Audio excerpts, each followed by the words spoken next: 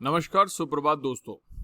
देखिए, भारत जो है वर्तमान समय में दो मजबूत और बेलिगेंट नेशन से घिरा हुआ है। तालिबान की समस्या अफगानिस्तान में चल ही रही है, लेकिन ऐसे समय में चाइना की जो साम्राज्यवादी नीति है उसको काउंटर कौन करे? क्योंकि चाइना न केवल भारत के लिए बल्कि और अपने पड़ोसी राष्ट्रों के लिए भी एक चैलेंज बना हुआ है।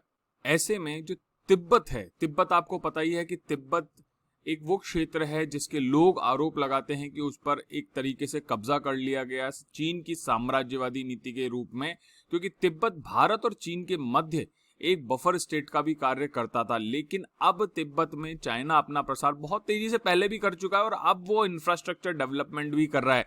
मैं आपको पहले भी लेक्चर्स में कई सारे रूट्स दिखा चुका हूं जिसके थ्रू वो इंडिया के जो बॉर्डर है उसके पैरेलल एक कनेक्टिविटी स्टार्ट कर रहा है, चाहे अरुणाचल प्रदेश का हो क्षेत्र है या फिर लद्दाख के पास वाला क्षेत्र हो।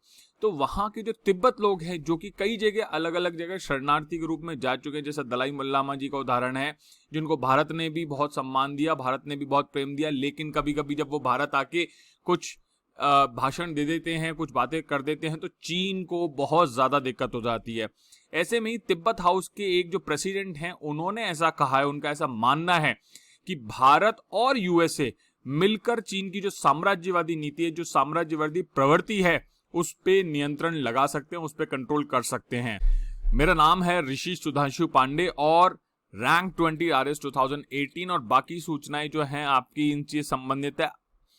आज मैं कहूंगा केवल सिविल सर्विसेज से संबंधित अभी प्रश्न पूछ सकते हैं, क्योंकि अभी इतने सारे मैसेज आ गए हैं मेरे पास कि मैं उनका धीरे धीरे रिस्पॉन्स कर पाऊंगा। तो प्लीज आज या कल 2 दिन तक मत कीजिएगा, क्योंकि मुझे सबका रिस्पॉन्स करने में टाइम लग रहा है और उसके साथ साथ मेरे और भी कई कमिटमेंट्स हैं। लेकिन विश्वास रखिए, मैं सबका रिप्लाई करूंगा और मैं कर रहा हूं। ठीक है, अब चलते हैं न्यूज पे। द प्रिंट की न्यूज है, India and US can and Chinese Communist Party expansionism says Tibetan monk who met Blinken. अब देखो एक चीज और बता दूं, ब्लिंकन साहब आपको पता होगा यूएस के जो अभी रिप्रेजेंटेटिव है उनकी तरफ से भारत और इस क्षेत्र में, एशियन क्षेत्र में उन्होंने मुलाकात की।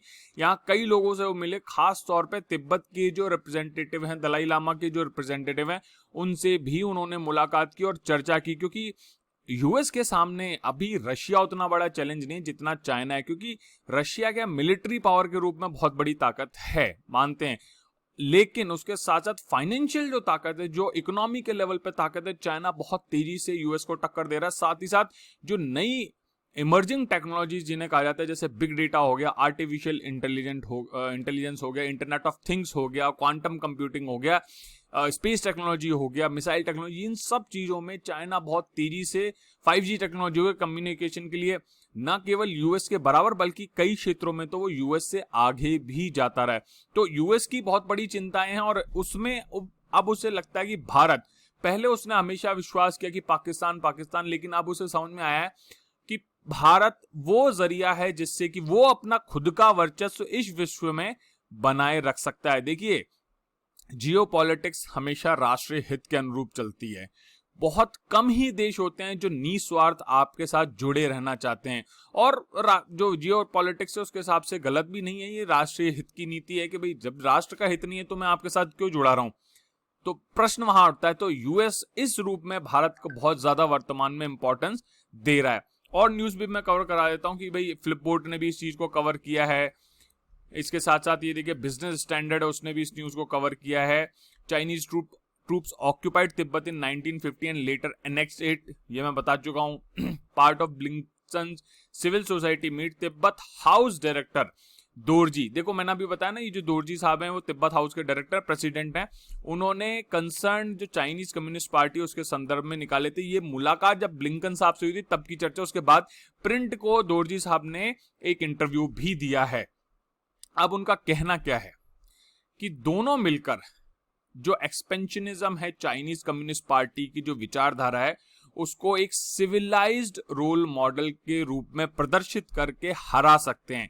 कि भाई जब ये महसूस कराया जाए कि भारत और यूएसए एक बहुत ही बेहतरीन सिविलाइज्ड हैं, व्यवस्थाएं हैं, तो चाइना के ऊपर प्रेशर बनेगा। सॉफ्ट पावर की बात करते हैं, आप समझिए, सॉफ्ट पावर का मतलब है कि मिलिट्री पावर नहीं, लेकिन हमारी जो नैतिक गतिविधि, डेमोक्रेटिक सिस्टम है, खास तौर पर डेमोक्रेटिक सिस्टम और रूल बेस्ड जो सोसाइटी है, उसके थ्रू हम इस चीज को एक्सप्लेन हैंडल कर सकते हैं। देखिए अब इनका नाम में क्या है, जेश है, गयेश है, तो मैं माफी चाहूंगा कि कोई अगर नाराज हो जाए, अभी उच्चारण नहीं है। आप लोग में से कोई अगर उच्चारण बताना चाहे तो बता सकता है कि इसका प्रोनाउंसिएशन जो है इनका क्या होगा। मैं दोरजी दामदुल साहब बोलूंगा इनको, डायरेक्टर ऑफ तिब्बत हाउस, उन्होंने ऐसा कहा है। द प्रिंट को इन्होंने एक्सक्लूसिव इंटरव्यू दिया था।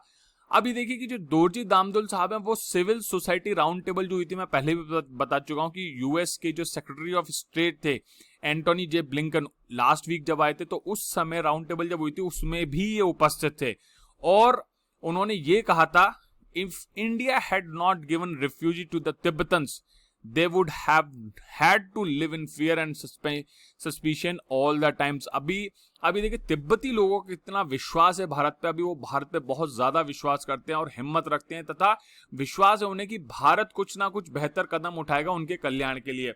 अगली बात करता हूं, India as the largest democratic nation, ठीक है, and US as the oldest democracy, दोनों ही सिविलाइज्ड रोल मॉडल। मैंने आपको बता दिया सिविलाइज्ड होने का क्या मतलब है, सॉफ्ट पावर का क्या मतलब है, वैश्विक पीस और डेमोक्रेसी की स्थापना के लिए बहुत बड़ा कदम उठा सकते हैं।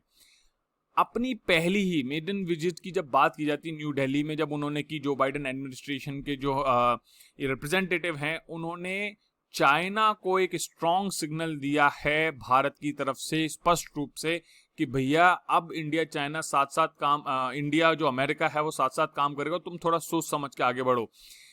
एक चीज और है कि दोरजी के अलावा जो ब्लिंकन साहब थे वो नोगोदुप डोंगचुंग और जो रिप्रेजेंटेटिव हैं Tibetan spiritual leader Dalai Lama, जो मैंने पहले भी उल्लेख किया, उनसे भी उन्होंने मुलाकात की और उसके साथ साथ सेंट्रल तिब्बतन एडमिनिस्ट्रेशन की ये की फिगर हैं, या जिसे कहते हैं कि तिब्बतन गवर्नमेंट इन एक्साइल है, उससे भी एक अलग से मीटिंग की। तो अभी देखिए कि डिफरेंट स्टेक होल्डर्स के साथ मीटिंग की जा रही है, जिससे कि अपनी जो स्ट्रेंथ है, अपनी जो कनेक्टिविटी है, अपनी जो पावर है, उसे बढ़ाया जाए।